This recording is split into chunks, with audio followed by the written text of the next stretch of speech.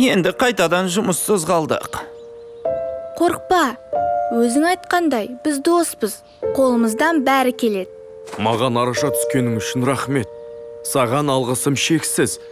Бірақ әкем бәрібір біліп қояды. Түлкінің сөзіне мән бермеңдер. Сендер бұл сахнадан да биік дүниеге лайықсыңдар. Жұлдызды аспанның қамқоршысы болыңдар. Аспанға мешін мен шөнжік жетпейді. Ұлу, сен қайда барасың? Сенің орның біздің қасымызда. Сендердің қастарыңда қажетім болмас. Шоқ жұлдыздардың арасында бейшара алуға орын жоқ. Қателесесің. Кезінде Айдақар шоқ жұлдызының орнын ұлу басатын.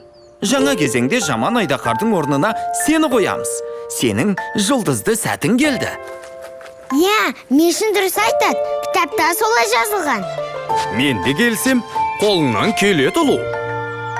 Келер жылы Айдақарды алмастыра аласың деп ойлаймын. Бойыма сенім ұялатқандарың үшін рахмет. Жұлдызды сәтіміз келді.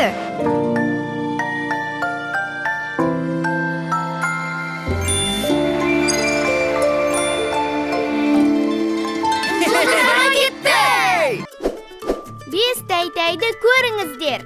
Сүйікті сериалыңызға жазылып, қоңырауды басыңыз. Жаңа бөлімдерді жіберіп алмау үшін.